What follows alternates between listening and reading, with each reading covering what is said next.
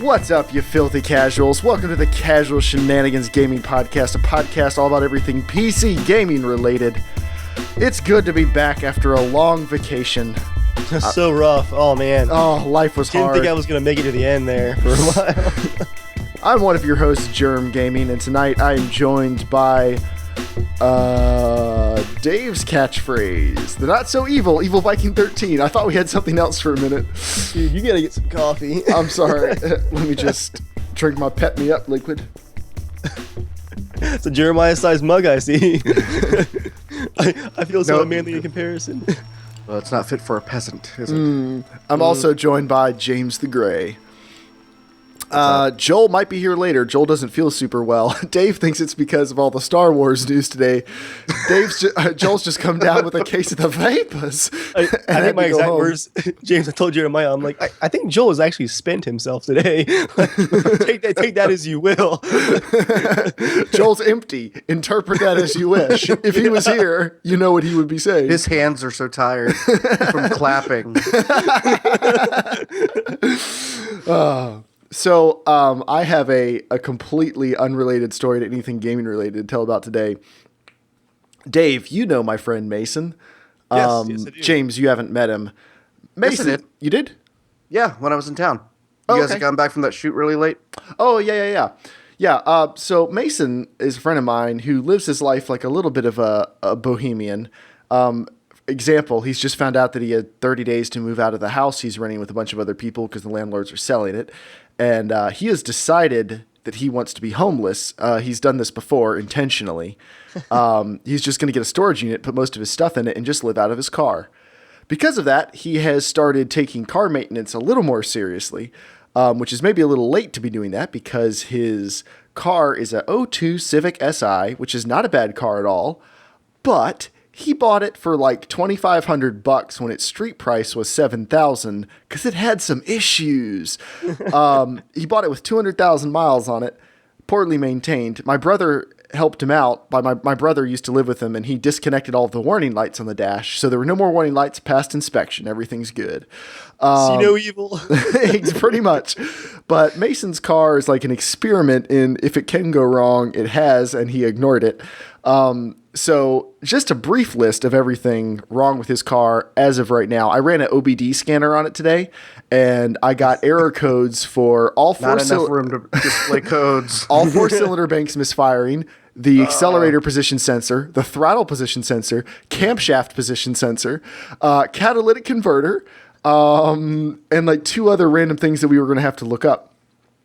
But why I came over today was it was running real rough. And Mason, by the way, comes to my house to edit pictures because he doesn't have like a monitor to hook his computer up to. It's a whole big thing. Mason's car also, like, second gear is good. First gear is okay. Third gear, we don't know. We don't use third gear. We don't talk about third gear. Second gear, you have to hold it in second gear. Otherwise, it'll pop out. Fourth gear is not bad. Fifth gear, if you floor it, goes wubba, wubba, wubba, wubba, wubba. So fifth gear is okay if you're desperate. The rear tires are cupped. Power steering's been gone for a long time. The steering wheel's coming apart, so pieces of it are hitting you as you're turning it with no power steering. Air conditioning, of course, doesn't have air conditioning. That was probably the first to go. The cruise control is absolutely broken. And the inside of it is covered in cattails because he found a bunch in a swamp and tucked them up in front of the dash because he liked how they looked. But anyway, that's not why he brought his car over today. That's all doable stuff. He brought his car over to today because it was running real rough. Now, have either of you like ever had a cylinder go out in one of your cars? Do you guys understand how cylinders work in a car? Yeah. Yes. Okay. Well, one of his cylinders wasn't firing. His interpretation of a little rough was the whole car going whoa, and belching smoke out the back of it, and he nursed it about an hour to my house to edit pictures and mention, like, by the way, I think my car's been a little weird if you wouldn't mind taking a look at it. It's like on fire in the parking lot the whole time. Oh, by the way, Dave, you could turn on your gain up just a tiny bit on your webcam. I'm just looking at the stuff. But yeah, so I quickly determined one of his cylinders was not firing, and we found out it was the coil pack, which is like the wire that goes down on top of the spark plug, supplies juice to it. It's a little more complicated than that, but that's basically what happened. So then we tried to get the coil pack out of the car to see if it was bad. And it took like 20 minutes to get it out because it turns out it had melted and fused to the inside of the cylinder that the spark plug sits in. So we pull it out and look down in there, and the spark plug is just in pieces. Like there's just grease and dirt and little bits of metal just laying in the bottom of this thing. So we're like, well, the wrench isn't going to get that out. And I used a socket, like a spark plug socket, and worked on it for a couple minutes and couldn't get it out. And I called my brother-in-law because he's like the king of ghetto fixing stuff. And his only ideas were like a shop vac to suck it out. My best idea was an air compressor to blow out the pieces just so we could get to the bolt underneath it and get the spark plug out. Couldn't do it though. Like it didn't have anything to get it out. I was in there with screwdrivers, all kinds of stuff. And it's down like a 6-inch, 1.5-inch diameter shaft. It's really hard to see at the bottom of it. I'm so glad Joel's not here to make a joke about that because I feel like he could have. He'd just be giggling this entire time. Yeah. Like, He doesn't know anything about a So 6-inch here's where the story comes in. Here's where the story comes in. So we called around and there was an Advance Auto that had a coil pack. So we were going to be able to replace it. But we couldn't get the old spark plug out. And I noticed if I stuck a screwdriver in there, it was wiggling around. Like the threads were bad or it had come out of the threads or something. Like it had worked its way kind of loose. I was like, huh. Because if I'd had air compressor, we could blow the chunks out. Air pressure works on both ends. So we got in and cranked the car and it fired, like it turned over and the pistons went up and down and boom, shot the spark plug. It bounced off the hood and like barely missed Mason. He started screaming, "No, wait!" Just went boom. Cylinder clear. Got it all out in like a second and a half. That's like doing surgery on a patient that's like live, and you're like, man, I didn't get the blood flowing again. Punch. Unfortunately, the story does not have a happy ending. We got a new spark plug and a new coil pack, but the threads are completely stripped out and messed up. You just stick a spark plug in there, it just spins. So, so what I did, you would think a normal person would be like, we're going to need to tow this. Nope. Mason was like, could I get it home? And I was like, sure, buddy. What? So I stuck the broken coil pack back in, put the bolt in, clamped it down, put the cover over that, clamped that, like bolted all that back down to hold the air pressure in, started it up, drove it home. How did it run at that point? Well, here's the thing. We don't know how long he was running on 3 cylinders because he said it had been running a little rough for a while. Which probably means at least 6 months with Mason, right? No, probably like a couple weeks because he's been by recently and I don't remember it. I've driven it a few times to determine what's wrong with different things that are wrong with it. And I don't remember it running quite this rough, but it was like stalling out at, stoplights, turns, low speeds, things like that. If you looked at it wrong, if you didn't look at it right. Can I dare ask how he passed inspection? Well, here's the thing. In the small town where we're from, it's more about who you know. I don't know how he passed it because his bumper came off in a storm, and I don't know how that happened. But he lost his corner lights. I like to imagine it happened to like a high tide storm. Like he just carried it away. Yeah, so his bumper came off, and when he put it back on, he was missing his corner lights. I remember him saying, I think he's gonna need like corner lights to pass inspection, but he did pass. And Ultra Grunt, I take offense to that. I am good at working on cars, okay? It's Mason's lack of funds / caring about his car that was the problem. I'm fastidious about my cars. I spend way too much money maintaining them. Anyway, welcome to Casual Shenanigans Gaming. Actually, we could tie it into our first story. We can? Actually, we can tie it into our second story. What's our second story? Hold on. Bringing up the doc.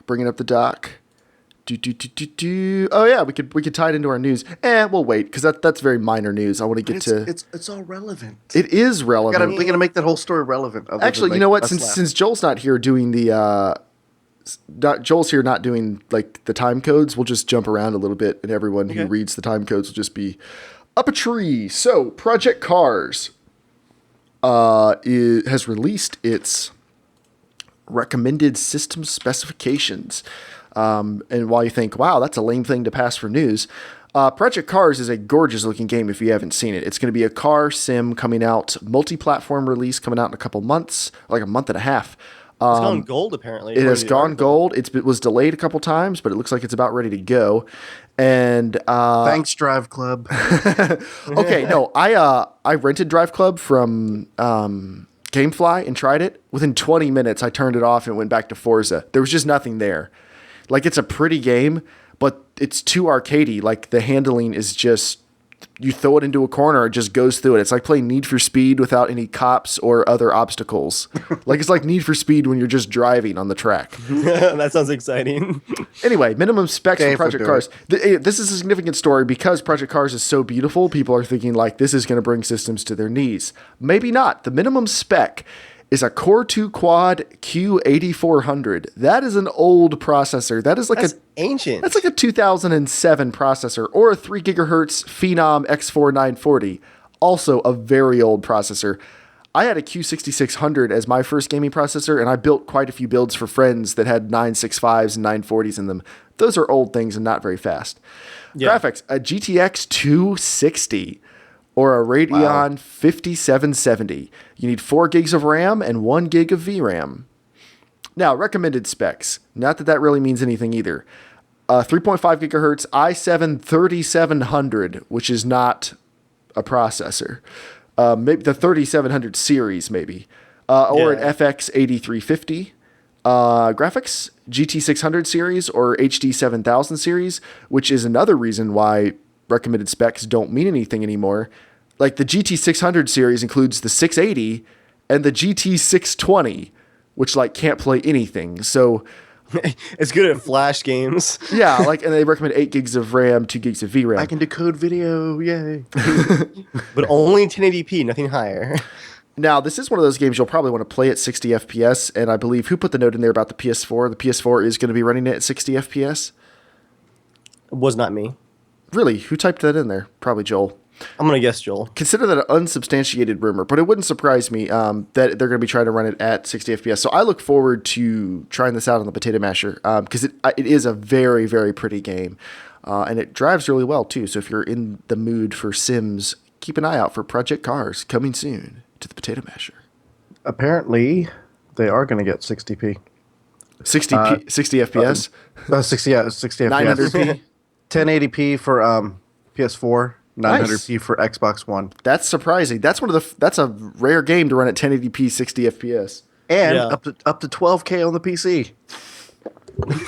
Holy crap. Get like a few of those Alienware curved screens and just stack them. That'd be awesome. That'd be awesome to have like the entire driving experience around you. 4K monitors. People have done setups like that, like at CES and stuff, to try out. Man, that'd be those 40-inch Philips 4K monitors. You heard of those? It's like $850. It's an IPS. Yeah. It's That's one of those things. I don't want to ever see that in person because I won't be able to forget about it. I don't know. You saw my 4K monitor in person, and you haven't gone nuts yet. Well, I'm at 1440p, which is, it's still a significant step below that. Yeah. But it's also a significant step above 1080p. And That's true. For me, I like the ultra sliders versus resolution alone. So yeah. We'll come back to our single other news item. Tonight's going to be a little bit of a shorter podcast. We are going to be playing Grand Theft Auto 5 after the podcast. If everything works. If everything works. I haven't tried to stream this yet. And you can come play with us if you join our crew, which was going to be called Casual Shenanigans Gaming or the Filthy Casuals, but casual is a blocked word on the Rockstar name thing, which it really surprised us. Like, Rockstar blocks, like Rockstar has a sensitive word filter. It's not dirty enough, Jeremiah. And like the hooker killing simulator 2015, you can't use the word casual because somebody might get offended. Yeah, like what is casual? It's supposed to talk about casual sex or something? Like what? I really can't. In what circumstance? So maybe people use it as an insult, but that's a terrible insult. Like calling someone a filthy casual as like a serious insult is terrible. So if you want to play with us, you need to look up a crew called the Seal Slappers, because that's all we could get through the filter. Yeah, that gets through. So come play with the Seal Slappers. It should be a public. our 4-digit tag is CSGA, like Casual Shenanigans. Yeah. Wait a minute. You couldn't do just CSGA? No, gamer? it has to be Gaming or- for it has. Oh no, CS gaming I could, but there's other stuff like that's Counter Strike. You don't do That's true. CS has a stigma, so the Seal Slappers it is. And come play with us if you want to. And for all you guys in the chat, I think you're going to download all 60 gigs before we play. This is like the Arma 3 mod packs all over again. Like, guys, It's it's just got 20 gigs left. It's not downloading it. It's downloading it and letting it decompress and expand all the files. When you told me that it expanded to like 98 gigs during the install, I looked at the potato masher and it downloaded 60 gigs and it had like 7 gigs free because I hadn't cleaned it up in a while. And it was in the middle of decompressing. I was like, oh no. I started deleting games I was thinking about trying out. I was like, Total War, gone. Counter-Strike, gone. BioShock, gone. Dave, you made a good choice getting a bigger SSD. Holy cow. Yeah, really. Well, I mean, let's just go ahead and that's ease the into cap I drive at most. our first topic. Grand Theft Auto 5 came out this week. Gosh, I bet no one knew that was going to be talked about tonight. So let's Piece of tricks in the chat suggests slap a seal team 6. Wow. That's really good. Sorry, go ahead. That's pretty good, Bez. Anyway, GTA 5 came out this week on the PC after a year and a half of being out on the last gen consoles and about 4 months of being out on current gen consoles. And we're just going to talk about it. We have something else to talk about after this. It's kind of our main topic, but let's just talk about GTA 5's launch. Overall, it went pretty well. They were smart by letting people preload. They did mess up. They messed up a little bit. There was a day one patch, which was only like, it ranged from I think 50 megs to 300 megs, depending on your setup. But there were so many people trying to get it. The Rockstar servers went down and had trouble authenticating people and were locking people out and a bunch of other stuff. There was also some issues with Rockstar social clubs not accepting logins with people if they had certain characters in their names. And they're supposedly working on that. There were a couple issues with the drivers, but that happens with all big game releases. The game's a little bit unstable too, just a tiny bit unstable. Not for most people, actually. It's crashing your desktop is relatively common. No, for a very, again, when you're looking at issues on the internet, Yes, that's true. the minority is very well represented. Across the board, no, it's been pretty stable, but certain hardware configurations have been a touch unstable. They think it's the drivers, the graphics drivers, have been causing some crashes. And there's also an issue with almost every laptop that has an NVIDIA an integrated graphics card. Apparently, the Rockstar Social Club launcher does not handle integrated graphics cards that well, which is a very specific. Yeah, that's a weirdly specific problem. It's the laptops that have both. What you had to do to get into the game was disable your dedicated card in your laptop, so it's only your integrated graphics. Launch the launcher, launch the game on integrated graphics, then re-enable your graphics card in the device manager and let it activate to play the game. Now, and the biggest problem, this is going to tie into our main topic, but for now I'm just going to hint at it a little bit. That little teaser for you guys. When people had issues, you would think, okay, no problem. Look for answers online. There are a lot of helpful Reddit threads and other things. Or contact customer support. Herein lies the problem. Both Steam and Rockstar do not have live customer support with like a chat thing you can do, live chat, or a phone number you can call. They don't have it. Nope. You have to, if you go to the Steam support forums, you have to create a separate support account. Did you know that? You can't just... I did not know that. Yeah, you have to create a Steam support account, and they really want you to look through all their forums. They make it hard to even submit a ticket. I have seen that before. Like, you have to dig through a lot of like, will this solve your issue? Are you sure it doesn't? Are you really sure? Why don't you ask the community? It's like, really? Google wasn't my first stop? Which is important to think about. Like, Steam gets not a free pass by a lot of gamers, but gamers love Steam. PC gamers love Steam for many good reasons. Steam does a lot of things really, really well. Customer support, maybe not one of them. But Rockstar, all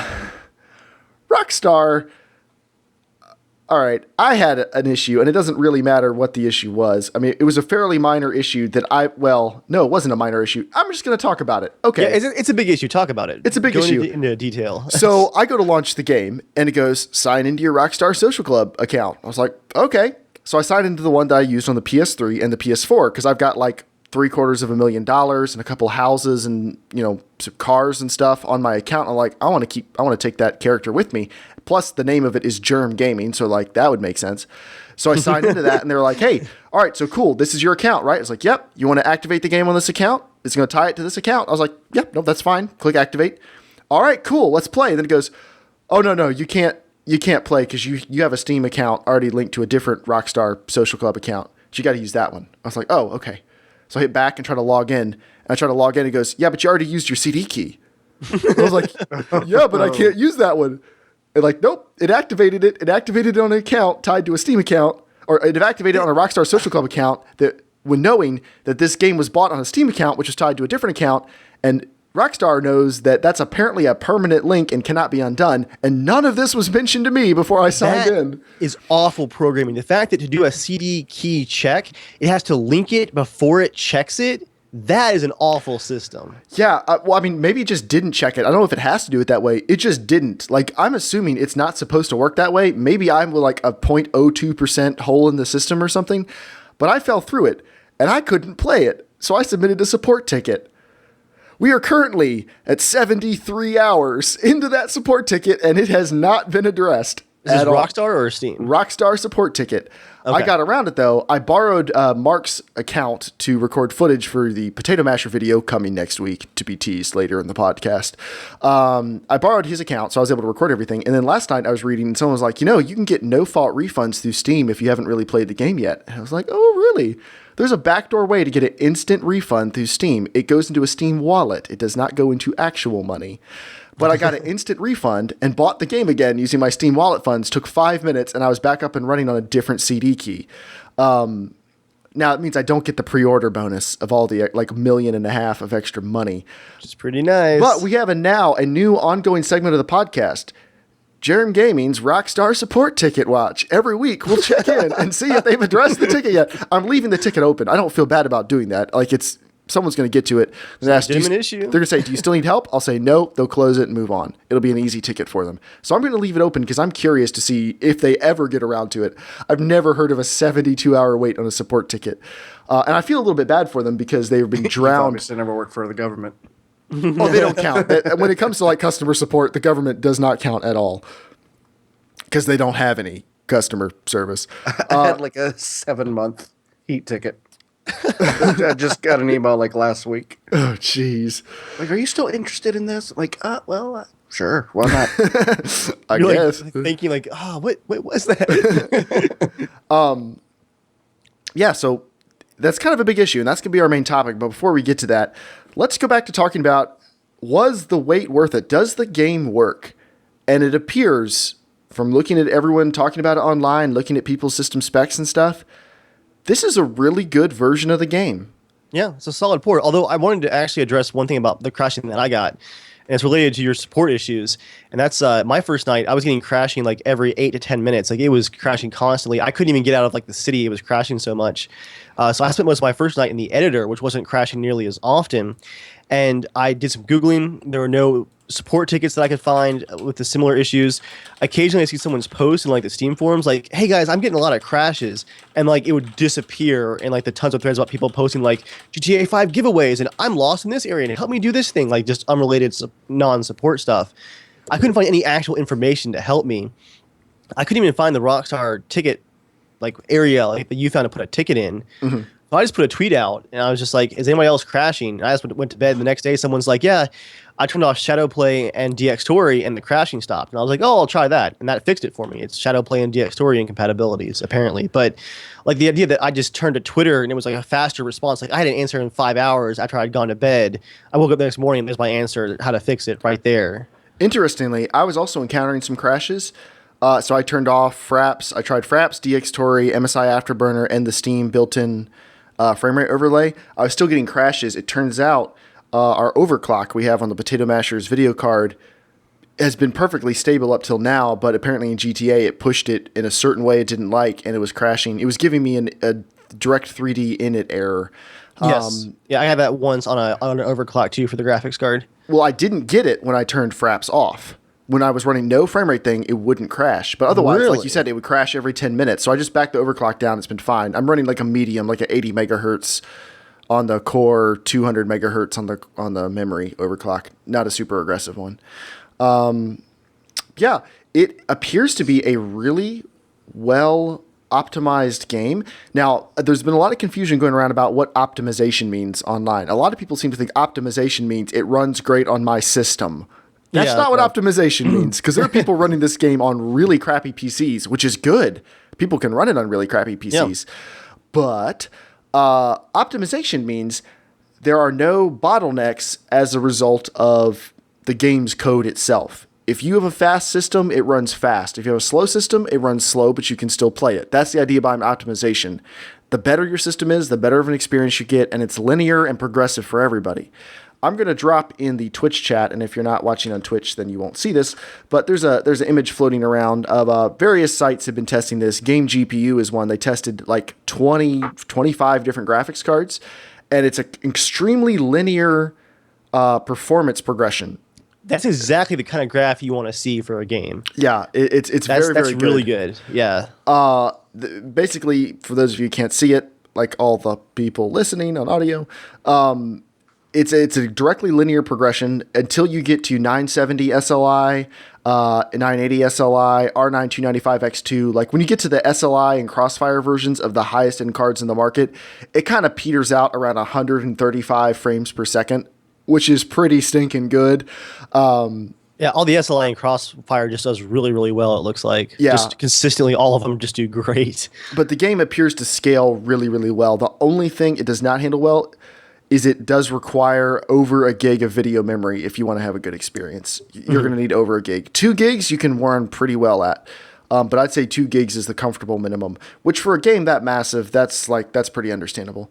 But the game runs really well and looks great. It was nice reading about the Rockstar developers talking about it, the art team. They said they don't even consider this really a port because they've been developing it the whole time. These are like their original assets. This is what they originally wanted the game to look like, and they had to dumb it down so much to go on the Xbox 360 and then dumb it down a little bit to go on the PS4 and Xbox One. So the PC version is them kind of turning it loose and going, hey, this is how good it can look. This is how amazing everything can be. And that's the nice thing about it. It's well optimized, which means if you come back to it in 3 or 4 years and you have a much faster computer, better graphics cards come out and stuff, you can experience it at like even better, Yeah. Like right unlike GTA 4. Unlike GTA 4, which I runs returned to terrible GTA 4 forever. recently, and it still runs at 42 FPS. Like, it does not matter. Yeah, it Even running what are you running? Oh, you don't know about my computer? It's got this the CPU where it's got what did Joel call it? It's got a 12 CPU core. example, like most people can run 1080p with most of the settings on pretty high. If you have like a GTX 770 or higher, you're pretty much set. But there's certain settings like ultra grass and extreme long distance visual scaling. Some of the higher end effect stuff is very, very demanding. And James, your video just went out, by the way. Was that intentional? Yeah, be right back. Okay, no problem. So there's a lot of that stuff that is very hard to run for a lot of people right now to run at the highest settings. So that stuff you can come back in a year, 2 years, 3 years and see how amazing it looks, and it should be really awesome. Me personally, I'm playing at 4K and I wanted 60 FPS because I've already played the game at 20 to 25 FPS on the PS3 and 30 on the PS4. Yeah. So I'm having to run the game on medium right now to get 4K at 60 FPS.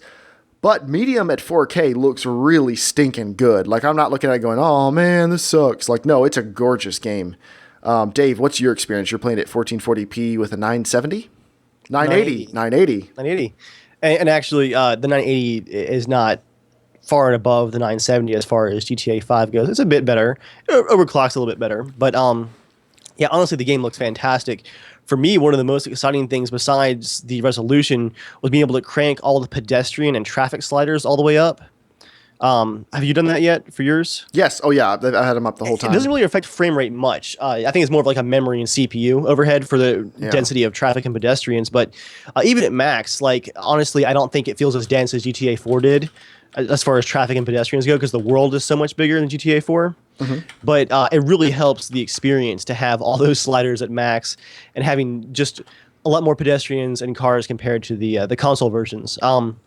As far as the game's visuals, for me, it's a really interesting, like almost paradox where the game looks beautiful. The lighting, especially, they have their visual style so well selected. Like the amount of screenshot moments. I know that Purdue on Twitter has been going crazy with just some beautiful, beautiful screenshots that look like he's actually doing city photography. They have their art style locked down so well. If you step back and look at the game from a technical perspective, it still, in my opinion, looks very much like a GTA game. This is not the next Crysis. It's not The Witcher 3. I don't think it even has like a Bloodborne level of detail to it, but they knew what they were working with, and this is by far the best looking GTA game I've ever seen, and I think it's going to age a lot better than GTA 4 did. It looks really good. Does that make sense? Like, yeah, they've got one of their own style. Yeah, but it's a good style. Like it was a little more cartoony in San Andreas, but I guess San Andreas was the last really cartoony one. 4 was them going kind of more serious, but it still has like a little bit of an over the top feel to it, like just a little bit cartoony. And I'd say 4 or 5 definitely kept up with that.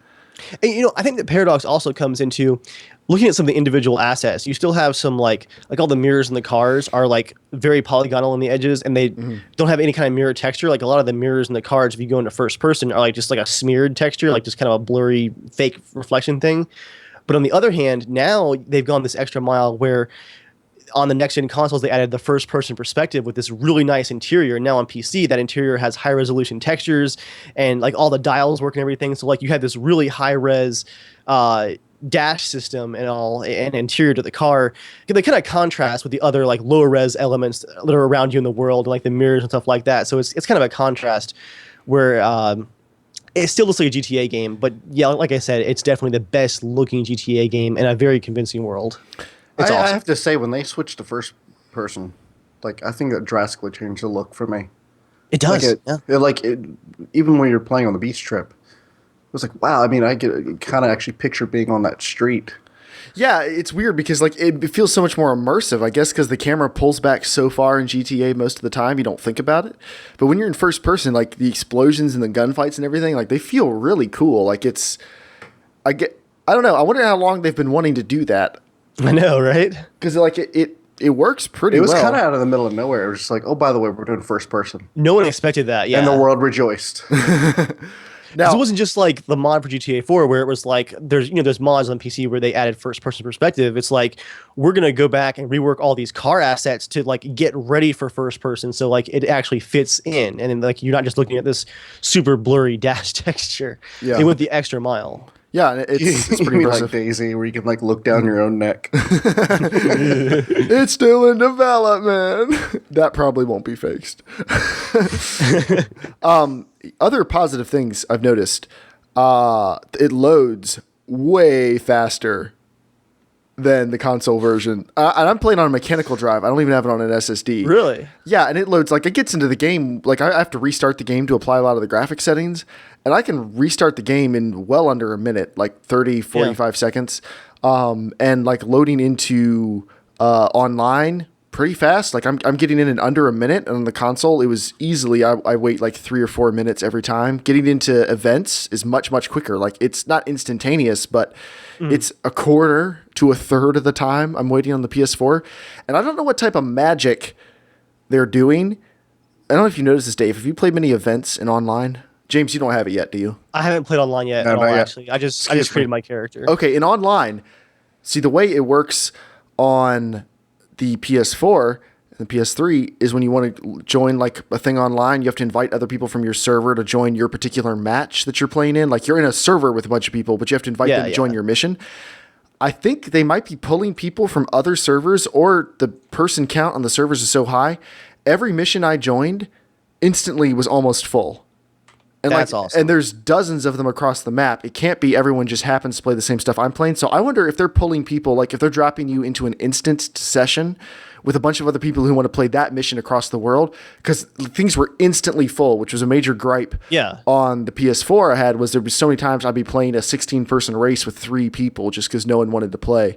And Joel was complaining about that too, especially because the game has so many different things you can do.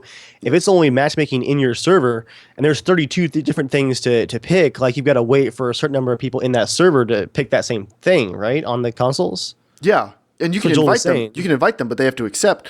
And it was very hard to get a lot of people to play with you. But I think they're doing instant sessions, and I don't know for sure. I want to do some research about it. But I had no problem getting like completely full instances to play with people of like 16-person sessions in 30 seconds or less. Like it was really, really awesome. Yeah, it was cool. So I really, really like that.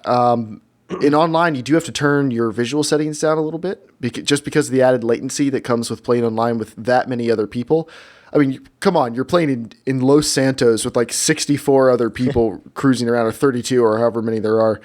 There's going to be like a few compromises you have to make. But it's pretty dang impressive. Like I'm pretty fed up with their customer service, but the game launch, I'd have to say I'm pretty impressed by everything they did. Like I think it was worth the wait. They did it right. Speaking of the latency, watching some of Skinner Barkley's videos, it's some of the least amount of latency I've ever seen in a like MMO style game. He's playing from Ireland with people from like South Africa and the US all at the same time, and from his perspective, like there's no desync. It's just everything works. The ragdolls work, the physics work, the driving works. And, you know, Battlefield can barely pull it off in a smaller maps with, you know, awful car physics. It's impressive. I think it definitely is. And actually, can I wax poetic for a minute about the video editor? Because oh, go ahead, Dave. Let me just get my breathing exercises on here. So my first night with all the crashing, I dove into the video editing system, just recorded some gameplay in between crashes, basically. Their video editing tool, you basically record an in-game replay where instead of saving a video file, it saves all the coordinates and positions and animations that play around you as you're doing whatever in the world.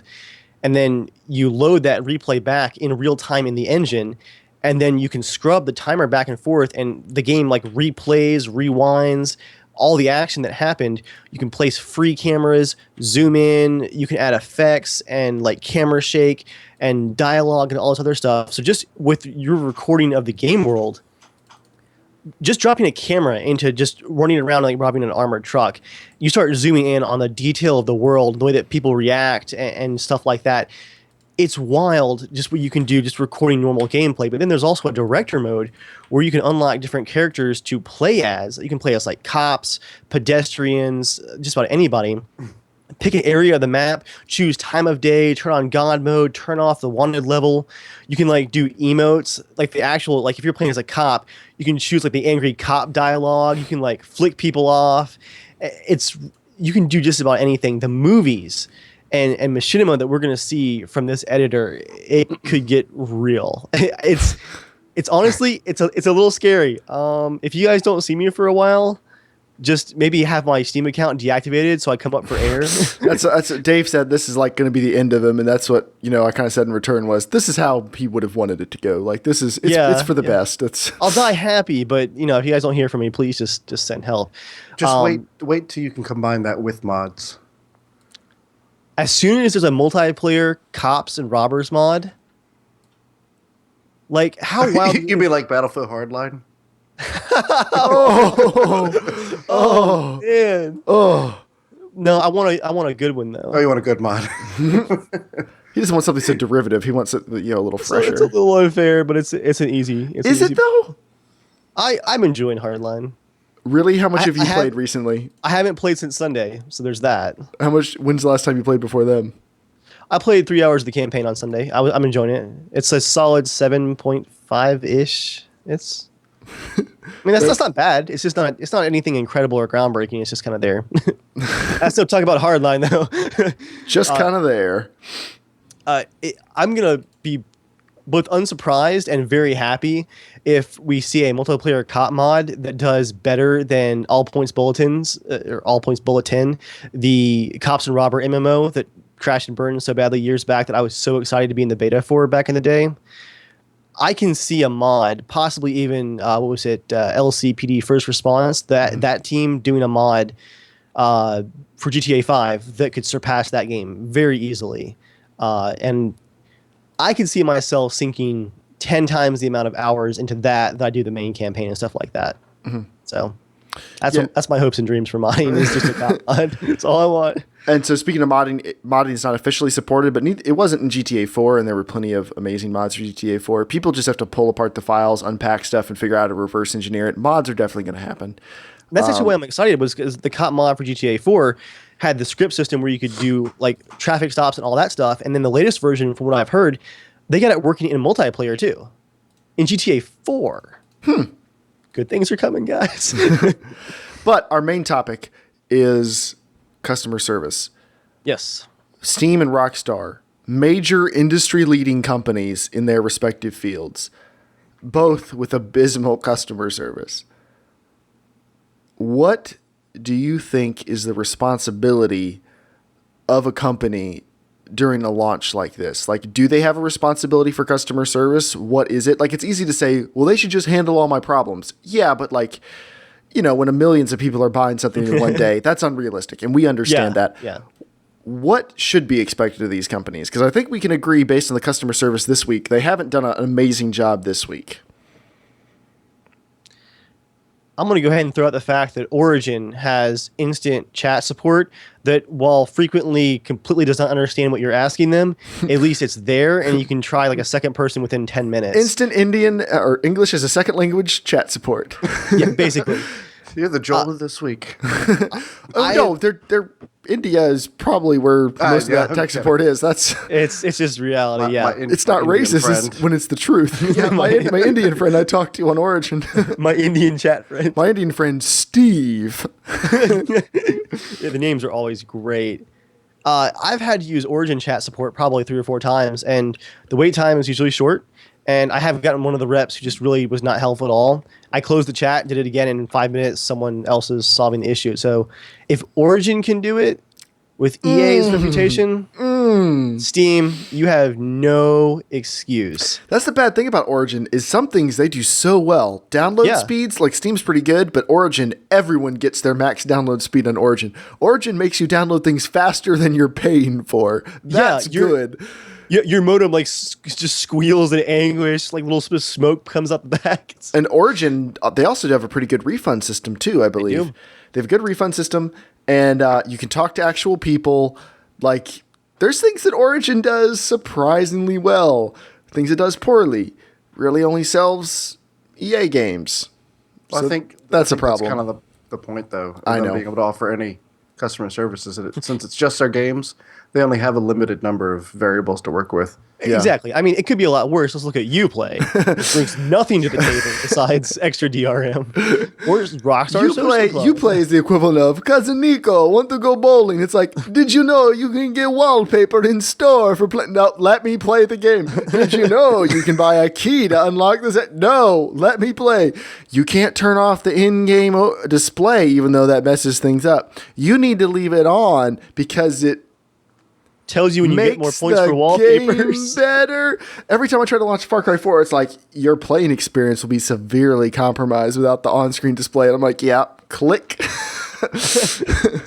Oh no! I want that experience, please. The lesser one, according to you. Yeah. Yes, please. Ubisoft has had a rough couple of years for launches. They make some really great games.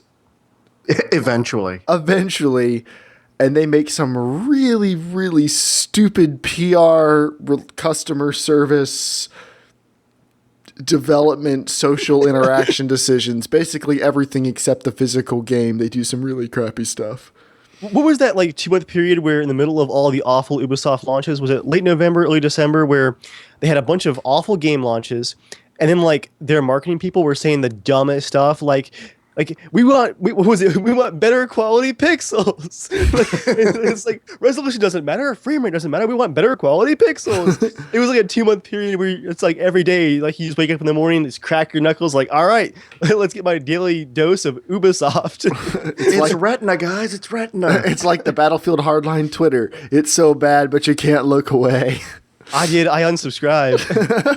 Oh, Dave hit the breaking point. But yeah, customer service, James. Like, what do you think? What is a company? What are you entitled to as a consumer? Ooh, entitlements. I'm entitled to everything. No, it's hard for someone like Steam, I think, because I can't imagine the kind of calls they would get every day if they did have a phone number to call. I mean, because they're just servicing, other people's games. I can't imagine. Yeah, but Microsoft has a phone number. Think of uses Microsoft's products. Everybody. That's true. Yeah, Microsoft can call pretty quickly. But look at the amount of money you spend on Microsoft generally. A lot of that has some built-in support, and they can actually $26. they can actually charge you for customer support too. They can. That's true. That's true. A good point. Yeah. Steam obviously would never get away with that. But I think with Steam, other than making sure people can log in, making sure their purchases show up in their account, or migration and stuff like that, I don't think they should really have to offer any other support. So now Rockstar, on the other hand. Well, no, let me give you an example. So I bought, what was it? Knights of the Old Republic. Will not launch properly on my computer because it's too old, I guess. Right. But it does give recommended specs. It does, but I exceed the recommended specs, and there's no check from Steam. Steam doesn't give you any indication it won't work. Or, easier example, some of the old Fallout games I got in a Humble Bundle, like the original Fallout games, they do not work on my computer, period. Will not even start. And looking online, that's a common problem, but Steam still sold them. Shouldn't I be able to talk to someone at Steam, or should I not? Is it my fault for not knowing? Well, I mean, but here's the hard thing about Steam. You can have Steam on multiple computers. So you might have one set up where they can look at your specs and say, your game isn't compatible with this. But if you run it on another computer that has Windows 7 or something older, I mean... So you think the responsibility is the same as it is for... Well, one of the negatives about PC gaming, you have to do a little more legwork to play the game. Right, you have to do your research to make sure it's going to be compatible, if it's an older game especially. I don't know, though, because I'm going to lay that one on Steam 100%. If you get the GOG.com copies of the Fallout games, which I have, they run just fine. It's the Steam copies that don't work. Because the Steam is just the original game kind of just dumped onto Steam, where the GOG copies are updated and remastered a little bit to work on new OSs? They're on the newest patch, and then additionally, they're DRM free, no third layer of DRM. And also, I think they do tweak and they test. Whereas Steam, I think, just took the last retail patch for those games and just threw them on there with a buy button, from what I understand. Well, see, the thing is, Steam, I don't see Steam as the perfect solution. I think I get a lot more praise than it's worth. Some of the GOG games that I bought, not only do they work better, but if you need to hack it to do widescreen or something like that, it's significantly easier than a Steam game. Yeah, that's very true. So well, and that's kind of it's kind of easy to rag on Steam about that stuff, but they're doing volume like no one else. The issues you can have with Steam are the same issues you can have with Walmart. But Walmart exists because it turns out millions of people would like to pay super low prices for stuff, and they don't care if the customer support's bad. Steam's the same way. People will put up with a lot because wait till the sale comes around. You can pick up last year's Blockbusters for $5. I don't have to hold my nose to buy a game from Steam. Ooh. Now, I also don't feel the obligation to visit Steam while armed at all times. I don't cry in my car after I've used Steam. Now, James, you were saying about... There are no people of Steam websites. That's good. Now, James, you were going to say something about Rockstar. What do you think Rockstar's responsibility is? I think Rockstar has a little bit higher responsibility. I mean, as big as a company they are, I mean, they can build a little bit of customer support in the price of their product. Here's the thing, though. I think it's already built into the price of their product. They've sold how many copies of their games? They've made the profit to do it. The thing is... They've got slides of money they're going into. Yeah, this is the negative side of capitalism. They don't have to give any customer support because they can re-release the PC port of a game that's 18 months old and sell 1 million copies on day one. GTA 5 on the console sold 11 million copies day one. They don't have to give you customer support, and that would cost a lot of money, so they didn't do it. There is obviously some customer support, but it can't be that great because 72 hours in, no one has addressed my support ticket, which I put in in the first 30 minutes of the game launching. It wasn't I can't... How many people could I be behind? 100,000? I don't know. Jeremiah, they only made $60 million on day one, okay? They don't have time to deal with support tickets right now. They got to get more sales going first. They have to have that concrete foundation before they can turn to customer service. I don't know. I can't imagine being on the customer support end at Rockstar after a massive launch like that. Yeah. It's a good point, James, because I was on those Steam forums on launch night trying to figure out my crashing issues, and like I was one of a few people that had like what I would call legitimate issues. The amount of just crap on there, people like having just the dumbest issues, weren't Googling, didn't know what they were doing. Like, yeah, wading through that would be a chore. But is that I the mean, responsibility? Dave, imagine if you were all of a sudden asked to model, well, you probably like this, 300 buildings. Like, they just drop it on your lap. I mean, I imagine that's kind of the equivalent, or Jeremiah, if they just said, oh, by the way, you need to do like 30 photo shoots in the next 2 weeks. Mm-hmm. You'd be like, oh, okay. Yeah, but here's the thing. If they told me a year and a half ahead of time, you're going to need to do 30 photo shoots in these 2 weeks, I would have people lined up. I'd have second shooters. I'd have other teams running. Like when it rolled around and I was going to make that much money, say I was going to make $20,000. No, that wouldn't be enough for 30 photo shoots in 2 weeks. Say I was going to make like $100,000. I would have it down. It's not like Rockstar didn't see this coming. They had time to prepare, and they have the money to prepare. Well, that's a problem with anything that ever launches, ever. Mm-hmm. Like, they always like, oh, it's got to work. Please work. Please work. Well, it's one thing like, oh, I hope the servers stay up. The servers, for the most part, did work. It wasn't the game crashing on day one so much. It was there was no one to talk to if something went wrong. Like, the game was pretty solid. It was... if you had an issue, and most of the issues were, surprise, surprise, with their mandatory DRM, Rockstar Social Club. Yeah, they think it's a feature. Shoot themselves in the foot with that. And I mean, imagine when like H1Z1 launched. I mean, I'm sure they talked to their employees and said, "Oh, by the way, we're probably going to be working late nights quite a bit for the first couple weeks while we're ironing out stuff." Although I don't think they imagined they were going to be like staying up all night. Like for a couple nights trying to get the servers working like they did. Yeah. So I don't think I've never been part of a launch that was just like super silky smooth and everything was city skylines. Yeah, okay, but totally that's a very low key launch and there's not a lot of online functionality to They it. sold 200,000 copies on day one. Okay. Yeah, but there's no online component. There is. I mean, it uses the Steam backend and the Steam Workshop. Right, Workshop but you're not trying to handle like Battlefield levels servers. Right, you're not trying to handle like Battlefield level stuff. Yeah. Call of Duty has a pretty smooth launch every year. Well, they've gotten really good at it. Yeah. Well, but yeah, wouldn't you think Rockstar would be good at it by this point? Well, they at least overhaul their stuff. GTA Online was a travesty when it launched on the PS3 and Xbox 360. And it went decently well when they launched it on the PS4 and Xbox One, so they must have gotten their act together by then. And GTA Online worked great this time around, but it was other stuff that went wrong. It's not like this game came out for the first time. This is the third time they've released this game. I feel like, again, and paying $60, I'm not asking for the world. All I was asking for was someone to let me play it. That was all I wanted. I feel like that's pretty reasonable. You pay $60, they should at least like take your call. If they can't help you, you did something wrong, so be it. But if you meet the recommended system specs, like if you haven't done anything wrong, you just click the buy and install button in Steam. I think consumers have a reasonable expectation that the game should work. And the problem is, you can say, oh, well, vote with your wallet. Like they don't have customer support, don't support them. It's Rockstar. It does not matter if I support them. And of course, I'm going to support them. And this is the problem with this is that this is the third time I've bought GTA 5.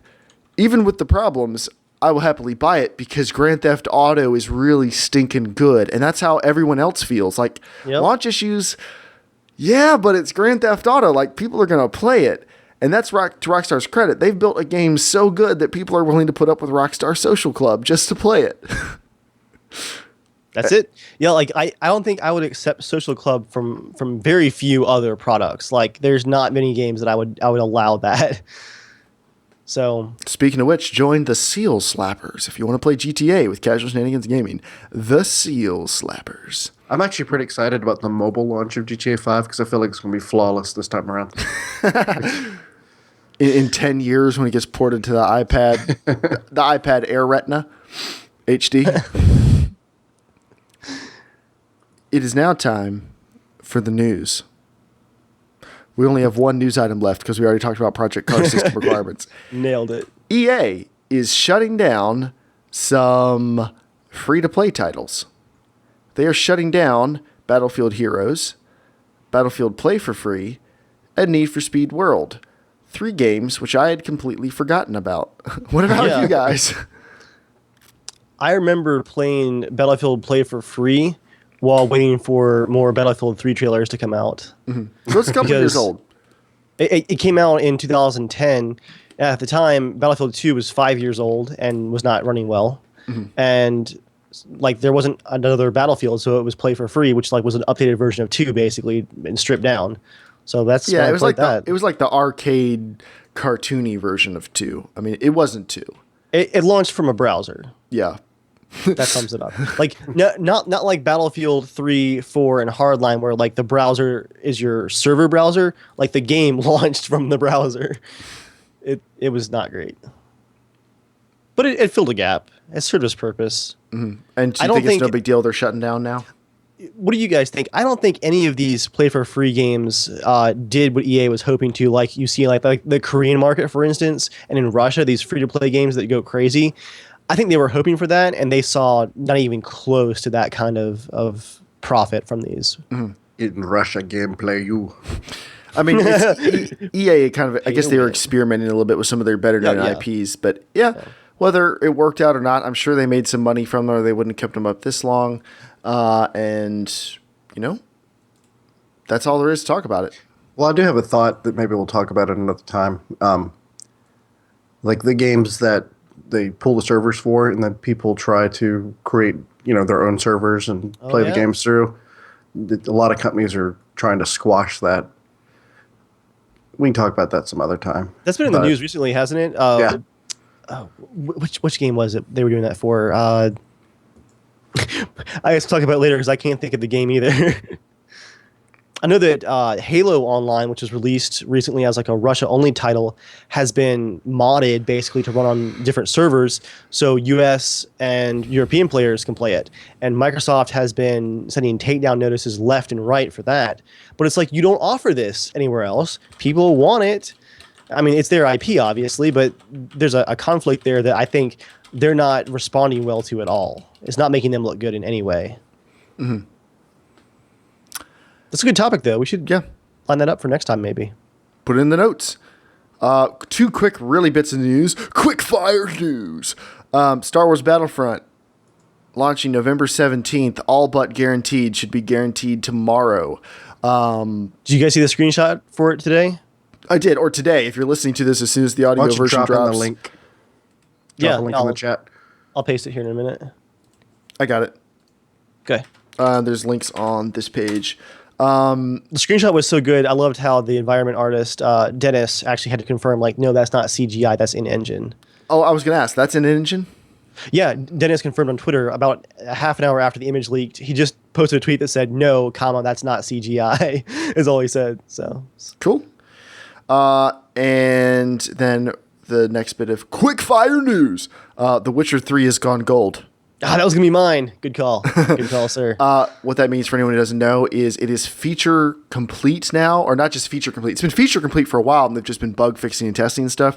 Going gold means they've submitted their final release for certification on the major consoles, and they're prepping a version to go to Steam and GOG and wherever else. Now, there will be a day one patch. They're going to keep working. Like, the bug team's going to work from now up until release, getting the day one patch ready. And that's not bad of them. A day one patch is not automatically a bad thing. I mean, in the age of the internet, why would you have your QA team sit there for 4 weeks just twiddling their thumbs? It's just, it doesn't make any sense. If they can make anything better, they would. And they already delayed the game to make everything smooth when it came out. So this is probably, it's a good thing. But yeah, it's gone gold. So they have a final release version going out. So it looks like it's going to happen. So that should be pretty good. Did you see the article today about the combat on IGN? No, I didn't see the IGN article. What did it say? IGN's been posting spoilers. Warning to you guys. IGN apparently paid for some exclusive interviews and stuff, but a couple of these I've heard have major main campaign spoilers. they posted an article, James, the IGN did, about like the monsters in the game. And I'm glad I checked the Reddit comments first, because one of the first comments was like, why are they posting story spoilers in an article about the monsters in the game? Like, major spoilers. See, I really care about that. I care a lot about the story of the Witcher universe. So for me, that's a big no. I'm not going anywhere near that. But what were you saying, James, about the article that you had found? Oh, we're just talking about how much deeper the combat is, essentially. Like, Yeah. Oh, yeah. It sounds having to really good. evade and stuff a lot more. I imagine a little bit more like, you have to do in like Bloodborne or something like that. I want that. If it's anything like the Dark Souls series as far as the depth of combat, but in an open world, it'll get Joel too. I think at that point, really bad. You need to learn how to like use two eyes like separately, like to play GTA over here and Witcher over here. Well, like editing a video, making mod content over here, Man. city skylines constantly in the background over here. I can't wait for the cybernetic overlords to take us over. It's going to be multitask. a rough year. There's too much to play. Like, I'm almost depressed in the best way possible. It's now time for the Singularity Shame segment, a part of the podcast where we highlight somebody who just needs to be smacked in the face a little bit, and we do it. For our audience of hundreds, Mortal Kombat X also came out on Tuesday. They made the wise decision to launch the same day as DayZ. GTA. Sorry. Whoa, where did Sorry. Hey guys, I know we were playing tonight. He said it. It's too late. Dave's like, any excuse. Don't worry, guys. We've been recording for 4 months. A new episode's gonna go live by the end of the year. I promise. Mortal Kombat X, a very landmark, legendary. I'm enraptured. How do you describe the Mortal Kombat series when it comes to arcade fighter games? Like, It's one of the pillars. it's a pillar. That's the best way to describe it. It's I've a never pillar. played it before, and I know about it. So it's a pillar in the fighting You've really community. never played. You need to play some. At least You can play some Mortal Kombat, Dave. just never interested. You in need to know whatsoever. anger. It's not about being interested. We need to bring it over so you can get super angry. It's going to be a lot of fun. I've got Dark Souls for that though, and Bloodborne. Yeah, but in this, someone else can be beating you the entire time. But that's not. We don't have any issue with that. Mortal Kombat is always hard, and one of the hard parts in the game is you have to figure out the button combinations for the fatalities. The fatalities are the extremely over-the-top, excessively gory, violent ways you can kill someone once you've gotten their health low enough and stunned them, and it's one of the highlights of the series, and it's one thing that separates it from its T-rated brethren like Tekken, or Virtua Fighter, or Street Fighter. Mortal Kombat is bloody. You're really showing your age. Shut up, old I'm man. just kidding. You knew everything I was talking about. So yeah, you can buy 30 Easy Fatalities DLC for $5, which simplifies the fatalities to just a couple button presses. So instead of figuring them out, you can get 30 quick and easy fatalities for only $5 after buying a $60 game. Got to be kidding me. Nope. That's like saying you can buy 30 bombing runs in Arma or in Battlefield for only $5. Like, Yeah, not like- even Battlefield has stooped that low. They'll sell you battle packs so you can get, like, flamingo camo for your gun. You're not wrong.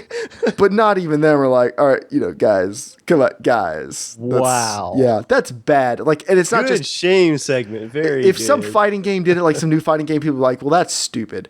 But man, Mortal Kombat, like, again, I'm trying to think of a parallel.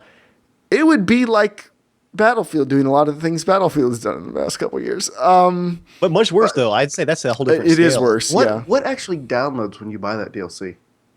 Like it's like a 1 kilobyte. Yeah, downloadable content. I think it's really just a key you're unlocking somewhere. I don't think it downloads. It downloads a small patch, maybe. I don't know. How long before people figure out how to just unlock it? On the consoles, it On probably the won't happen. PC probably will figure it out. But the thing is, like, if it was free to play Mortal Kombat, no one would care. But this is a full price game. This is a $60 game. They are selling the finishing moves, easy access to the finishing moves. Now, I'm not a fan of making everything as hardcore as possible because games used to be that way, but that's a little too dumbed down. Like that, there's a there's a line somewhere, and I feel That's like just that's crossed literally it. paying to win. Literally paying to win. No, I mean, well, they make the point in the article that it's not pay to win because yeah. you've already beat the person. Yeah, once you get a fatality, you've already won. Okay, I see what you're saying. It's the finishing move, but it's the landmark of the series, and you're supposed to figure them out and stuff. And it's supposed to be hard to do. It's like buying teabagging DLC for Halo. you get 10 new teabagging moves. Actually, it's like setting macros for all of your complicated moves, like in an MMO. If that wasn't against the rules or something, so you just hit one button and like your against first the rules, they make you pay for it in your first 5-minute build order. Exactly. It's exactly like that. So that's man. That should have been nothing more than just a cheat code. Yeah, literally. Just it used to be. Code. It would have used to, like back in the day. It would have been a cheat code, like easy fatalities. I kind of miss the days of cartridges for that reason. The cartridges, the Game You Shark. get what you get. And the book you could buy at Walmart that like had all the different cheat codes in it for all the different consoles. Yeah, them were the days. Games were broken, and you just put up with it forever because the internet wasn't real. All right, it's now time for the Potato Masher. We don't have a video this week, but we have been hard at work recording things. It's a group project. We just cheer you on in the background. Our participation includes watching it. You guys provide feedback, which is very, very helpful. Anytime I'm stuck in a loop of staring at something for hours and hours. You've got the internet for feedback, Jeremiah. Not that type of feedback. People will do that. A giant crushing tidal wave of strange smelling feedback. We have upgraded to an Elgato HD60. We had the Game Capture HD. We now have the HD60. All of our reviews going forwards will be in native 60 FPS recording, with the exception of Borderlands 2, because I already recorded all the footage for it before I got the HD60. So it'll be coming in a couple weeks. It will be in 30 FPS. But starting with Grand Theft Auto 5 next week, one of the most requested games on the Potato Masher, and a game that quite a few people have strongly insinuated wouldn't work. Right. Exactly. Well, blood weren't on this, you idiots. You moron PC can players. I make my arm emissions on the potato? I'm actually really excited about that video. About the GTA 5 video? Yeah. Without going into too much detail, I have recorded now 8 hours. Not 8 hours of footage, but I have recorded for 8 hours. And without spoiling too much, I've given Dave a little teaser because he wouldn't be able to stand waiting this long. Like, it wouldn't be fair to Dave. It'd be Give mean. me specifications.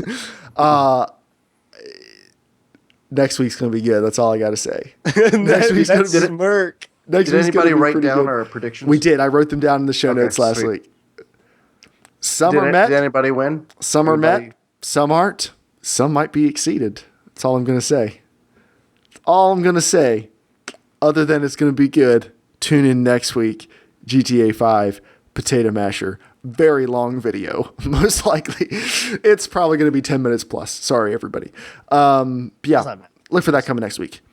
It's now time for What Are You Playing This Week? Part of the podcast where we talk about the things we're playing this week. As the name would imply, I'm Pert Hapley. James, what have you been playing this week?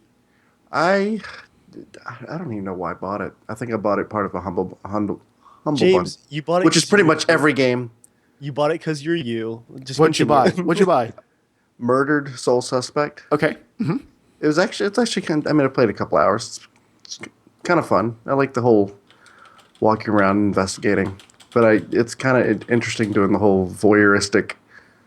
Not to spoil after the first 5 minutes of the game, but you're a ghost spirit and you're trying to figure out your own personal murder, but then you get to solve other kind of like crimes and stuff. I've heard it's good. I think that would interest me for sure. It got pretty low scores, but I'm actually enjoying it. It's one of those games, like if you don't care if it's good or not, then you'll probably like it more when you actually play it.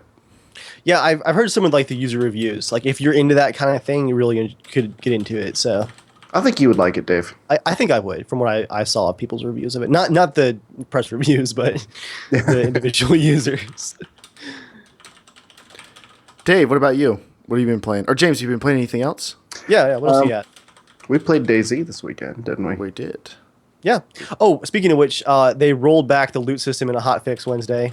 It was broken on about 30% of the servers, so they rolled it back till 0.56. Yeah, Dave, and until you said, like, no more wipes, and then it was confirmed on Twitter, yeah, guys, we're going to wipe everything again. I just don't trust them anymore when it comes to They're stuff not like wiping that. the characters, are they?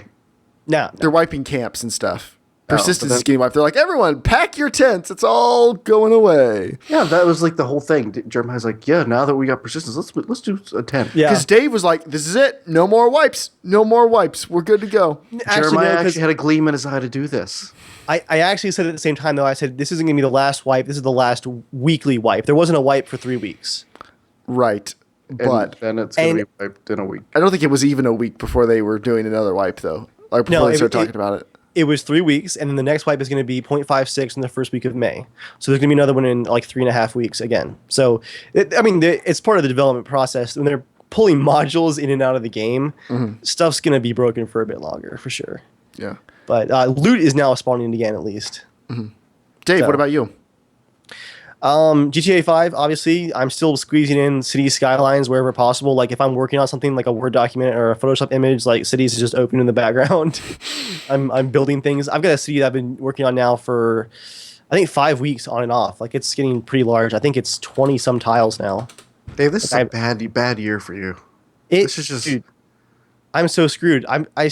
Jeremiah, it's time to play Attila again too. It is. I was going to talk to you this week. We're like, when are we going to do it? Like, I don't know. Like, not. When are we gonna get together and do it? I don't want to complain, but I don't mean to complain, but like between editing the podcast and managing just Casual Shenanigans community stuff, which I know we don't do as many community events as we should, so it seems like what could there possibly be to do?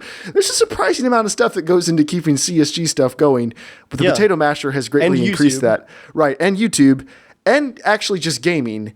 Plus, like, I'm married and have a job that frequently requires nights and weekends and stuff. Oh crap! I'm married. I gotta go. So like with all that, like this is such a good year for games so far. Like right now, I'm desperately pretending like I'm playing Total War, City Skylines, GTA, Far Cry 4. I don't know if Far Cry 4 is going to get finished. I want to finish it so bad, but like I can't even think about getting there. I know it's really good. I'm enjoying it. I know, right? I was trying to beat both Witcher games before The Witcher 3 comes out. I can't believe you tried that. That's impossible. You have to start that like a year in advance. Well, yeah. So here's what I'm doing. Like a week or two in, I hadn't been able to play it for like 4 days in a row because just stuff comes up. And I was like, yeah, this isn't looking good. I'd beat the first 2/5 of The Witcher 1. I just loaded up my old save games from like 6 years ago. I still had them. And I lost my Dark Souls 2 saves, but I still had that. And I just skimmed through a couple chapters. Like I played like another 3 or 4 hours just opening up saves that I remembered. I remember the story of that one really well. So it wasn't a big deal to open up a bunch of saves, play through a couple things, watch a video recap of that one. I was like, I'm good. I got everything. And now I'm playing The Witcher 2. I am going to try to beat The Witcher 2 before The Witcher 3 comes out because I only played through that once. And I chose one story. Like the game splits almost into 2 games at one point, and I played one way. I'm going to play the other this time. And now that I've read the books, like all the other stuff means a lot more. So should be, I'm not gonna be able to get it done by 3 though. Definitely not. I can't believe you tried. To be honest. It was dumb. It was dumb. And actually, I had one more like gigantic game to drop in my lap this week too. Is I've spent probably 8 or 9 hours this week on Arma 3 stuff. Not only just playing, I've probably just played 2 or 3 hours, but I've also been rebuilding our mod pack for an update. Should be ready by this weekend, probably even tomorrow. And I'm also working on my next like major mission in my Alistar Rebellion campaign. I just got to brag for a minute, Jeremiah. I was speaking this before the podcast. I have the paradrop working. Can I just set the scene for you? It's going to spoil it a little bit, but Arma 3 continues to just suck me in. Go for it. Go for it. With no mercy. The mission's going to start with like a camera angle. It's like a foggy morning. It's about 4:30. The sun's about to crest the horizon. C-130 flies over like 100 meters off the ground, all 4 engines roaring. Then it cuts to the players. We're on the back of the C-130. Like we're actually in all the benches. There's a loadmaster at the gate. The gate opens. You can see like the treetops down below. We end up like over the ocean, full speed. All of a sudden, the plane just pulls up, and like you're staring at the ocean out the back doors. It like just ramps up to like 400 meters, and then I have a script set up as we enter rebel-held territory, and like you see like all the fog and the trees down below. Out the back doors, we're like pulling up off the ocean. It actually, spits us out the back of the aircraft, like ejects us in pairs with our parachutes. Like you don't even have to do anything. I'm gonna have a countdown, and we just go like pop, pop, pop. And so you're squad lead, you're first. From your perspective, you just like fly out the back, and you see the plane going, and then you see like pairs of us coming out the back, and it just like peels into the fog in the distance. And you look down below, there's flashlight patrols, there's like foggy forest, and you have to like land, meet up, gather your supplies, and head in for the attack. But I'm pretty proud of the C-130 like fly-in. It's pretty legit. Were you on TeamSpeak the time where I tried the thing while loading a truck in the back of the C-130? Like physically loading the truck without a script? Oh no, I got a truck in the back of the C-130, like just driven into the C-130 and took off. Someone else was flying it for me. And my plan was a tactical parachute deployment out the back of the C-130 in a truck with me in the gunner's seat on the truck. I was just basically trying to see how cool we could make it. That's fantastic. And he opened the back door and it wouldn't come out. And so we banked really, really hard and like threw it into a turn, and it slingshotted me out at like 500 miles an hour. Like it just glitched the physics, and I like flew off the edge of the map. It was great. Dude, this game is amazing. Like the Marksman DLC is out, and despite all of the ridiculous awesomeness in my lap, like there's so many good games to play, I still find myself in the mission editor in Arma just creating awesomeness. Because Arma's so fun. I'm going to work on, finish out the rest of my campaign. James, he's been saying this since August of last year. I'm busy, guys. You don't understand. I think the last video you uploaded of your campaign was in September. Yeah.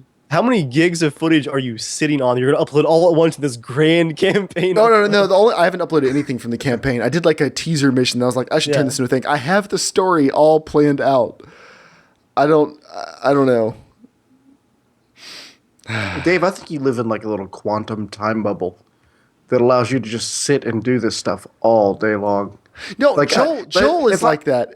Joel is like that. Joel will just pop up, like he'll play with us like every evening. He's working on Norman stuff. Then he'll be like, hey, by the way, I've been like I've just been making a board game in the background, or like, hey, I just made this like ambient music album. I'm gonna put it out, or like I just like Joel wakes up at like 3 a.m. and just makes stuff apparently and just releases it. Guys, the key is just stop sleeping. Twitch. Yeah, Dave, you did that when you were finishing up stuff for the beach trip. You were sleeping like 4 hours a night. Buddy, I love you. You weren't doing great. It was not good, Dave. To be 100% honest here, I am never doing that again. That drive scared me. That I should not have done that. That was me. We stayed up all night talking. Oh, really? Joel, Jeremiah, and I.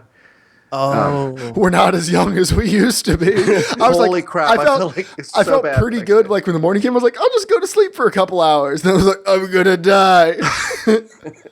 And James was knocked out for I was like, oh, let's do something with James. Like 4 p.m. James is out. James ain't coming back. I'll be up for dinner.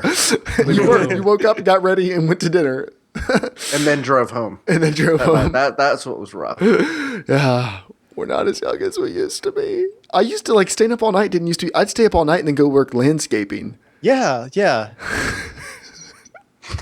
Like if I don't get at least 5 or 6 hours of sleep, and even then I'm going to be tired, I just feel like off, like 100% off. Like Jeremiah, you're like, my stomach doesn't feel so good. I got reflux. I had acid reflux that whole week. It's gone as soon as I got home. Like it wasn't too much Mexican food, I don't think. It could have been too much Mexican. I food. I have a TMI story for too much Mexican food. I'll tell you guys after the podcast. If I was Joel, I would tell you on the podcast, but I have a little bit of decency, so we're going to skip it for now. But remind me when we get off. It's pretty good. But yeah, I don't know what was up with that. Yeah. What do we have? 3 nights in a row Mexican? All of them, pretty much. It was pretty much. Every group meal was Mexican, actually. Every single one. Except for going out. Yeah. Yeah. Every prepared group meal was Mexican. I love you guys. It was amazing. And it was also a little rough. It's time for the comment of the week. Dave does not have a comment of the week this week, but I have one that just pretty much sums up my life for the past 4 months since the Potato Masher video came out. Someone left this comment on the Potato Masher video, which by the way just hit 100,000 views. It's now at 102,000 as of today, which honestly I am surprised how well it's done. I'm grateful, but I'm surprised. And here's this comment. So pretty much you failed. I knew it was going to be that That's one. the only comment. Like, that's all they had to write was, yeah, so pretty much it didn't work, huh? It was like, what part of the video gave you that impression? The part where it was better than all of the console games we tested? Like, Yeah, at no point was there any indication that there was nothing less than a complete overwhelming success for that entire project in the entire video. but like, I'm always willing to talk about stuff with people. Like, I have no issue. Anyone who wants to like debate the potato masher, I have like relished talking to them. I think I've left more comments. Like, my comment percentage rating on the potato masher video is higher than most people on YouTube doing stuff like that have gotten that many views. I've replied to so many comments. yeah. But ones like that, I'm like, whatever. I can't even. That's the only time where I'm like, I can't even. It's not worth the effort to reply because they're either trolling or just so ignorant that there's just no point. I think it's ignorant. There have been a lot of really stupid peasant comments this week. And I don't mean peasant like people who just play on consoles. Because we all have consoles. We play on consoles. Oh gosh, we all have consoles. The Peasants. The beach trip was definitely testimony to that. Holy Oh, crap. look Joel's who's face coming just in. exploded on my screen. Dude, that like went full screen on my screen for a second. Like your face just like from the bottom of my screen. went, like, here. I'm watching you. Joel, we're talking about comments of the week. But do you have like a 90 seconds? Does Joel have a little teaser for us today that's not about Star Wars? Or do you just want to talk about Star Wars for a while? We'll let you do it. Also not about your genitals, preferably. I think the two go together tonight. All right, Joel, let me just finish up this comments thing, and I'll turn it over to you. You can talk about literally whatever you want. I don't even care. I only got on because I listened for for 30 seconds a minute ago, and I heard that Jeremiah was going to say something crass, but decided not to because I wasn't on. No, he said he wasn't going to do it because he's not you. I'm saying if it was you, you'd be like, that's what it was. hey, guys. He has a filter. By the way, my Big penis filter, but he don't has a work filter. anymore, and you just like launch something and be like, Joe, why? I'm saying I have Big enough of kids, a filter. guys. Oh, okay. Anyway, Aim for the crass. You know, I wish when we were doing the potato masher, they had that Alienware, the little. the alpha, It's $500. it's $400 It's been on refurbished. sale for $400. Like Yeah. quite a bit. I mean that kind of justifies. I wish we could have gotten a loaner copy. I would have loved to have tested it out and like keep it as like the baby potato masher to compare stuff to. Like it spec wise, it's not even close, but it's a completely ready But to it's go good out the enough. door. Exactly. Like it's a good computer out the door for $400.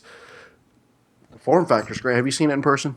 Not in person. I've seen pictures comparing it to the size of other things. They have it at Best Buy. It's really nice. Okay. Yeah, it's a really good size. It's impressive. But yeah, just that's all on the comments of the week thing on the potato masher comments. It's just you get all types. But It's the internet. you guys, so there also will be an FAQ video hopefully debuting next week along with the GTA 5 video. But Joel, welcome to the podcast, buddy. You feeling all right? Yeah, feeling good. Cool. Yep. What do you want to talk about? I'm not allowed to talk about. You talk about Star Wars. Wait, was I'm that guessing the one? Did you guys already talk about it? No. What? No, we didn't. You didn't. Save that. Okay. It's a PC gaming podcast. That wasn't PC gaming news. It's Although we- Star Wars. It first transcends everything. It transcends. It transcends the discussion topics. It's something I love, just like Bloodborne. Joel, It's the not first- something I just love. It's something like everyone freaking loves. People stop in the streets, go, "Oh, there's a new Star Wars trailer out. Yeah, go see that first." Don't listen Before to you do Joel. anything The first 15 Traffic on the minutes of the interstate podcast. stops. Everyone gets out of their cars, like on their phone, like, "There's a new trailer out, guys." Traffic's just all sitting still. The first 15 minutes of the podcast, we talked about cars. It's true. All right, Joel. Was Thank you, there some James. Star Wars news today? Yes, there was Star Wars news. What happened today? First of all, J.J. Abrams and Kathleen Kennedy came out on stage and talked about Star Wars, really for the first time, since 2012 when they announced they were going to make another movie. And it was awesome just hearing about, because he originally said no to directing the film, because apparently his family already had other plans, and it's a huge project to take on, to do Star Wars, especially for fans after all the prequels and stuff. But James, I think you can agree. The teaser today was just like, Oh, that's good. Star Wars is in good hands. That was one of the better done trailers I've seen. Oh my gosh! But for me, something that immediately grabbed me was the film quality. It was film. Just the lenses, the depth of field. It felt like it was shot on film, like the The original scope trilogy. too of the shots. Yeah. Just, mhm. oh, Dude, I literally said, "Oh shit!" when that Imperial Star Destroyer was in the death. I was that was cool. You said that at work? Heck yes, I did. James, the amount of stuff that Joel was whispering under his breath, he'd be like, guys, like, did you see the trailer? It was so awesome. Like, when the guy walked out with the explosion, like, it was just so totally badass. It was just so awesome.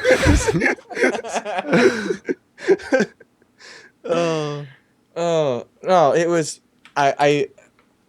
oh my gosh, I just got so excited towards the end. He was like, and we're gonna show the teaser trailer. Dude, I loaded that thing up so quick, and I just sat there. I was like, it's gonna be 1080p. I just let it load first. I was just sitting there quietly. Yeah, I was quite giddy. Star Wars means so much to me. It's awesome. So does everything work now? Downstairs after Yes, today? Was that the problem? I was Miraculous healing. The force has touched me. The Force has awakened. Oh! He calls his wife Joy. The Force awakened. Oh man! All right, James, that was fantastic. I will say the first teaser trailer, I was like, okay, that's basically just them going, Star Wars is coming. Yeah. This trailer actually showed some more stuff, and I thought it was like, hey, it doesn't look super cheesy. That was the first thing I was looking for was, does it look like a real movie, or does it look like another episode 1? You know, like, does it look like a fun movie people would actually want to watch in a modern day and age? And it does. So I'm excited.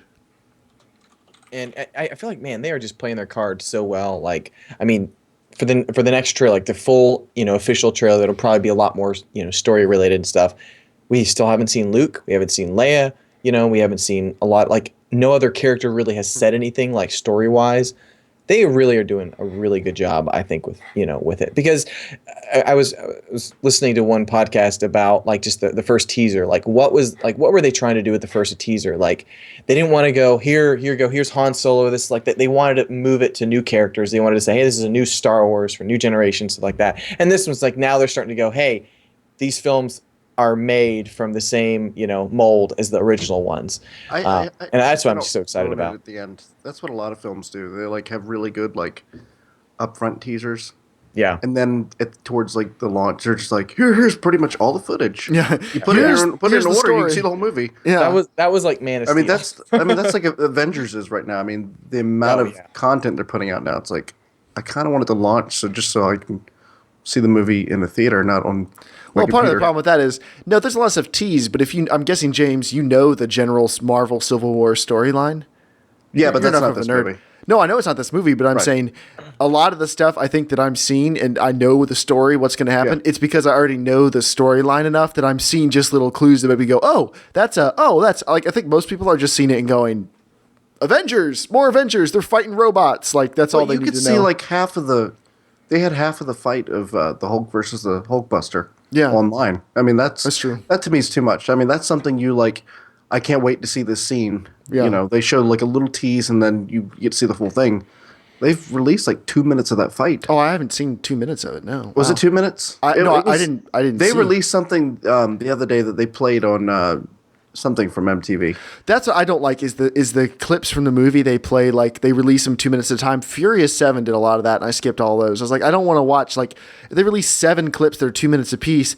That's like a tenth of the movie. Like, that's a significant chunk. I don't want to see that. So yeah, I'm glad. I'm hoping Star Wars doesn't do that. The Terminator trailer, it does not. The latest one, good. Oh my gosh, it looks bad. It literally spoils a huge twist, unless it's like a double twist, where it's something they're like, everyone's going, oh, that's totally a twist, where really maybe it's not.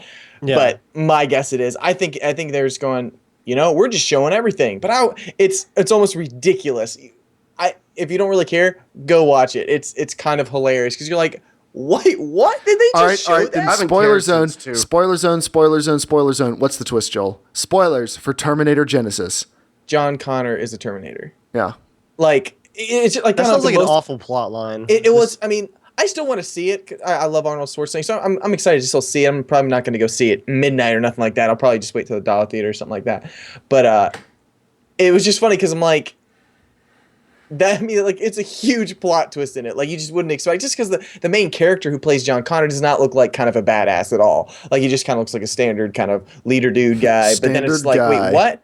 And then he's like one of those morphing guys from Terminator 2, like the liquid guys. Yeah. But it's like, wait, what? So maybe I don't know, maybe he's still good, but he's liquid, and I don't know. Since we've rabbit trailed enough, like, as we're trying to wrap this thing down, Game of Thrones came back, of course, this Sunday. Yeah. I'm not that impressed. Really? Game of Thrones is starting to get to the point where the books got to this point, around the same point, where there was just too many storylines going on, and I felt like the quality of all of them is dipping enough. Like, it's hard to get invested in a story that you see 5 minutes of each week. That's a good point. Yeah. It's like a webisode version of each character's story. It's what kind of ruined The Walking Dead for me, besides the terrible writing and unlikable characters. The terrible things about it. Is that it was just like everything's too split up, too many little chunks of things. I just don't like care anymore. Game of Thrones is still good. I think like it's really good television, but I'm not like, oh my gosh, Game of Thrones. It's just like, all right, I'll see the new episode when it comes out. There's just way better stuff on TV right now that's so not well known. But I did see a teaser for True Detective Season 2, which looks like it's going to be way different than Season 1. So hopefully it's really good. And they're like, I knew it was going to be different, but the feel and everything looks a lot different. So hopefully it's still pretty awesome. I saw the same teaser. The original teaser for the first True Detective was kind of weird as well. Like the first one had kind of like a swampy kind of vibe to it, but it didn't have any of the vibe of the actual show. Like when you start watching it, the whole music, not at all. So I was really curious when I saw it because I was like, this doesn't look like quality True Detective. But then when I saw the first teaser for True Detective, I didn't even really care about it at all. I only literally watched it because of Matthew McConaughey. I was like, this kind of looks interesting that he's in a TV show, you know, because he wasn't in a lot up until that point. So I don't know. I'm excited for it. Mm-hmm. But what you're saying about Game of Thrones, I loved it, and I'm almost now nervous, and I don't know if I want to see the next Star Wars with you, because I just want to live in my happy Star Wars bubble that it's all awesome, and I'm very happy. I'm not saying it's not awesome. Everything is awesome. Have you read the Game of Thrones books? Have you read the Game of Thrones? I've read the first. I read the whole first one. They're at the point where the Game of Thrones books kind of go off the rails a little bit, in that there's so many storylines going on. Like, we knew the show was going to have to start condensing storylines and cutting characters out and stuff. Like, you just can't keep up with everything. And I'm not saying it's not good. It's good, but I'm not blown away when I watch Game of Thrones every week. Like, there are shows that at the end of every episode, I'm like, holy crap.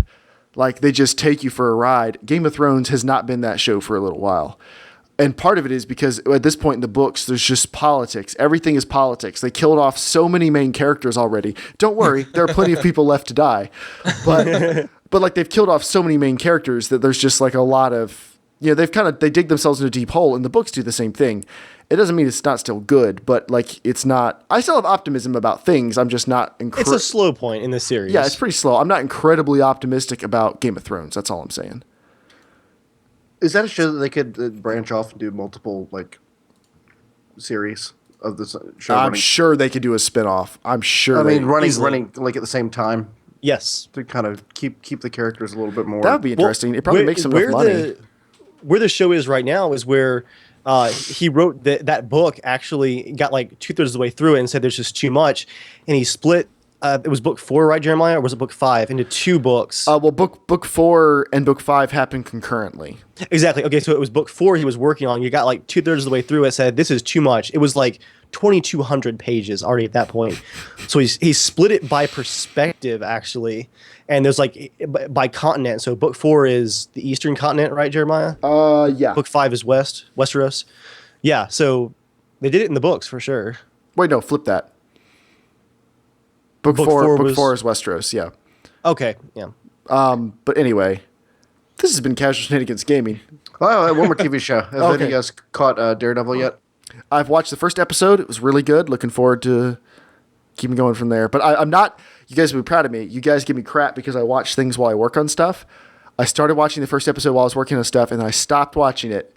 And I finished it later when I could just watch it on its own. Yeah, you have to watch that show. It's a good story. A lot of the shows I watch when I'm working on stuff, they don't need to be watched, like just sat and stared at. This one definitely does, I think so. Like Friends. Exactly, like Friends. Friends is the perfect dialogue driven. It's a good checkout show. You can like check out. Exactly. So listen to it, laugh. I don't think Daredevil is going to be one of those shows, so I'm definitely saving that. I finished the season. I really liked it so far. Like I really like the main character. Like, I think he does a fantastic. I think he's got a good career ahead of him. The Kingpin, like I've heard really good things about him. He did a fantastic job. You know, I kind of had the old like '90s Spider-Man cartoon version of Kingpin in my head, like the real deep voice. But I like that they give him a couple layers. Like you kind of wonder why he's a little off, and then they kind of show it later on, and it's like, okay. But the fight's fantastic. Was the 3-minute fight?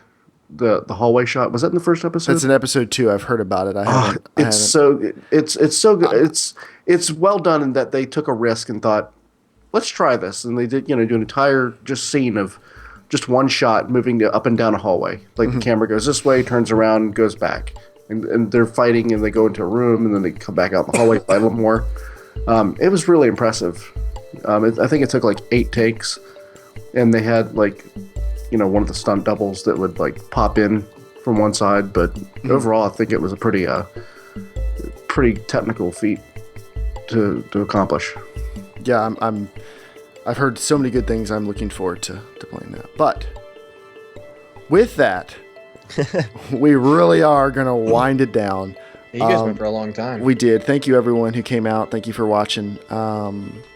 We're going to play some GTA 5, probably be starting in 15 minutes or so. Everyone hop on to TeamSpeak, even if you can't play, if you just want to hang out. Thank you everyone for coming out. Thank you, Joe. Thank you, Dave. Thank you, James. You can follow us at Casual Shenanigans, at Germ Gaming, at Evil Viking on Twitter, and Germ Gaming and Evil Viking 13 on the YouTubes. You can also find us on iTunes. You can support us on Patreon, which pays for cool projects like the Potato Masher and hosting the podcast and the Teamspeak server and other fun stuff like that. For any of you who have been missing the Minecraft server, mostly Debbie, it will be back online soon. I was away on vacation and completely forgot about it. So was Debbie. So she didn't fuss. That's why you guys didn't hear about it. Good point. Yep, that's it. Good point. But with that, guys, thank you for coming out. And as always, stay casual. See you guys. Bye-bye.